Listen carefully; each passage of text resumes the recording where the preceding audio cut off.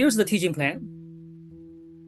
Usually I will play 6 rounds, and in between the rounds, I will give some lectures, right, to guide students into the right direction.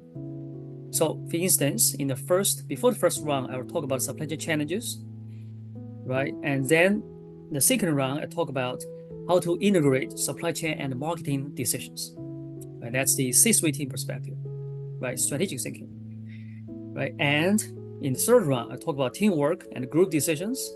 The fourth round will come the most important topic, that is how to coordinate the supply chain by price and quality contracts. Now, no theory, of course. I just tell them the practical perspectives, right? And in the fifth round, I talk about competitive supply chain strategies. And the sixth round, negotiation, and I will show them the game trajectory, and essentially which shows why this team wins, why the other team loses. And finally, I will have all the team come together to talk about their gaming experience, right? To criticize each other, right? That's the reflection, that's the reality show, right? To really learn from the gaming experience. Now, this game is going to take quite some time. We designed this game for executive programs, 1 day and a half executive programs, right? The expected duration for 6 rounds is about 6 to 9 hours. Now, we can play it either in class or off class. I did it for executive programs and also for regular MBA programs. Now, for MBA programs, I will not have so much time in class, so I played it off class. Essentially, I assign each round, and the student play essentially off class, and I set deadline for them to submit their decisions. Now, the reason it takes such a long time is because contract negotiation takes really a long time. Each round will take at least 40 minutes to an hour.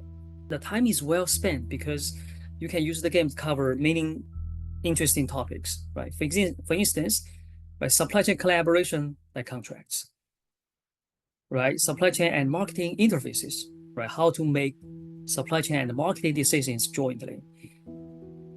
And supply chain competition strategies, competing in the same market for demand, right? Now, and negotiation and teamwork. A student will really learn by practicing, right, the contracts negotiation.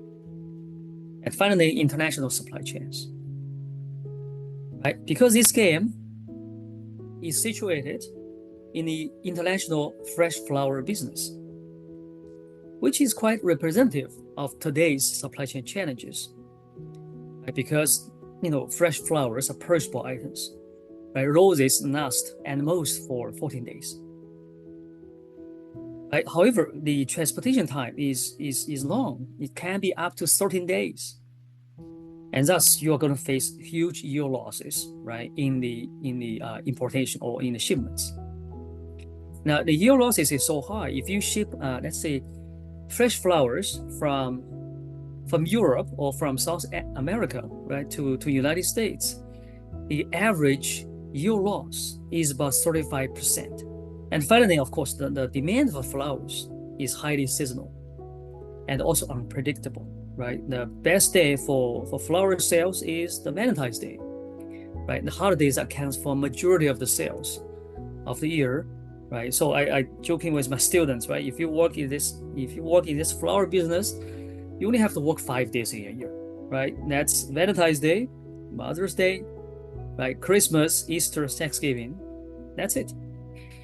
Now, this business is also relates to everybody, right? So I'm sure everybody received flowers or sent flowers, right? And it's not a high-tech business, right? It's a commodity, so everybody can get into it. So you are going to face intensive market competition. And finally, right, in this business, there are 2 important players or indispensable players, and they have conflict of interest. And who are they? They are the importers and the florists, right? This is essentially an international fresh flower supply chain, right? Between the growers, let's say in Netherlands, and customers in the United States, we have importers, right, which is wholesaling, right, responsible for brokerage, customs, shipping, and so on, right, and florists, and that's the retailers, right, mass merchandisers, drugstores, street vendors, and so on, right, they are responsible for retail. And total shipping time is about 2 to 13 days. Think about this. If you're not lucky, get 13 days, the flower is pretty much dead, right? So we have multiple supply chains, right? Each has an importer and a florist. The importer secures supplies, and the florist, right, are responsible for generating the demand, right? And they are competing in the same market, right? And this is the setup. Okay, now some of the game features, let me just dive a little bit into it, right? So the students have the choices of essentially 3 different types of contracts, right? Supply chain contracts. They have the pull, push, and advanced purchasing discount contracts. Now, if you don't know what it means, I'm going to talk about it in the next slide, right? So essentially, the students just change the numbers on the contract, right? They can pretty much simulate these 3 different types of contracts. Right now, the game reflects realistic complexity, right? So we have 3 product lines, and the students serving 3 market segments, right, with different responses to price and marketing mix. I'm also going to talk about this a little bit more later. Now, it is a total business game, so the students have to make not only supply chain decisions, but also marketing decisions, because they have to generate demand, right? They have to secure supply and generate demand. And finally, it's a dynamic game, right? Everybody start out identical, right? And they will play 6 rounds to win in the end, right? So here we have the supply chain, and we have the partners, right? Their product lines, the market segments, and their actions.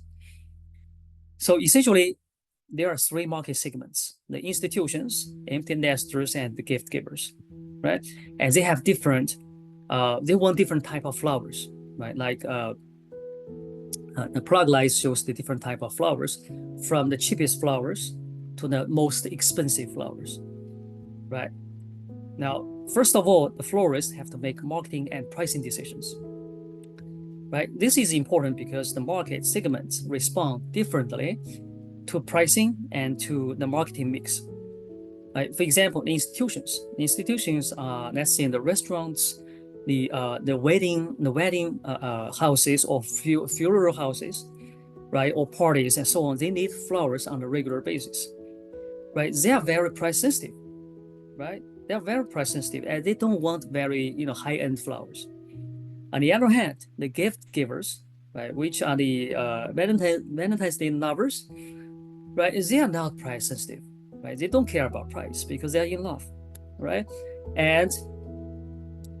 But for these people, you don't know who they are, right? You can only attract them, right, to your store by advertising and promotion, right? For institutions, you can send people to visit them. You can manage the relationship, right? So what I mean here is you have different marketing mix, different marketing instruments that works for different market segments.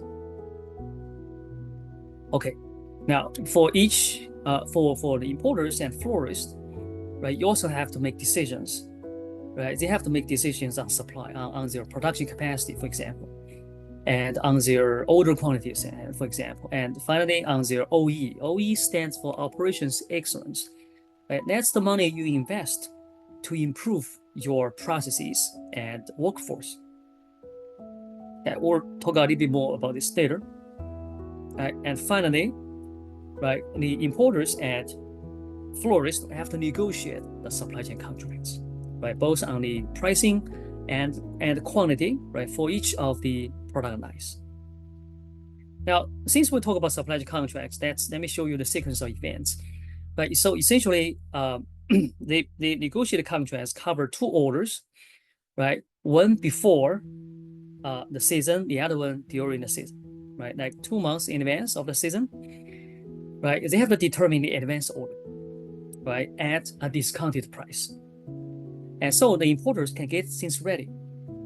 Now, during the season, the florist may place the second order, which is the emergency order, of course, at a higher price, right, which is the regular price.